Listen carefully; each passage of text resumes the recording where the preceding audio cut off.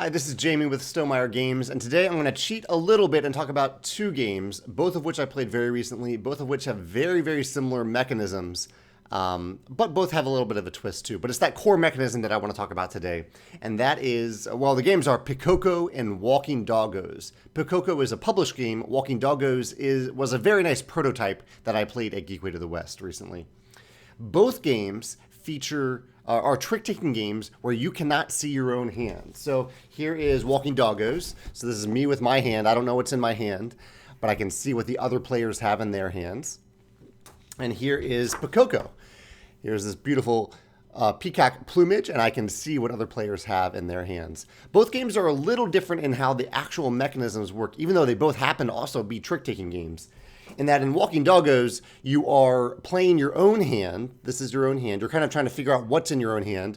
You have an ability to make your hand a little bit better with a card draw near the end of each round.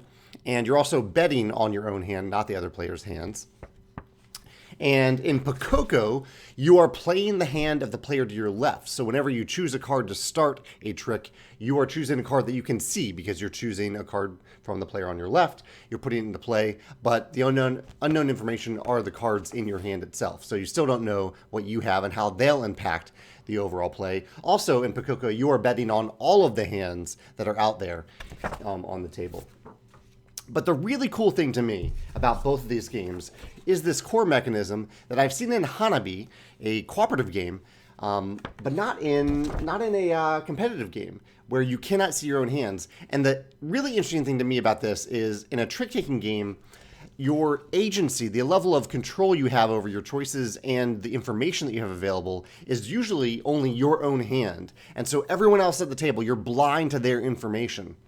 Whereas in this game, you have, I wouldn't say complete agency, but you have a lot more information. So like in a 4-player game of Pikoko or either of these games, rather than just having 25% of the information, you have 75% of the information out there, even though you don't have control over all that information. And I love that. It takes an element of trick-taking games that can be interesting. It's fun to have an unknown element, but whereas in many trick-taking games, I feel like I don't have nearly enough information to make informed choices.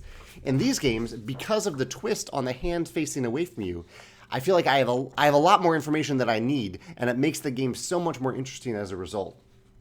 So I really genuinely love this mechanism in a trick-taking game, which is a genre that I'm not generally drawn to, but I am genuinely excited to play both of these games again, Pikoko and Walking Doggos. So I'd love to hear your thoughts. If you've played any game where your own hand of cards is facing away from you, I think Hanabi is by far the most popular one, but maybe there are others out there that I'm not aware of, or one of these, and you have a favorite mechanism or favorite aspect of that you want to discuss, I'd love to hear your thoughts in the comments. Or if you have a different trick-taking game that you have a favorite mechanism in that you think is very clever, that gives you more information than you normally have, I'd love to hear about that in the comments as well. Thanks.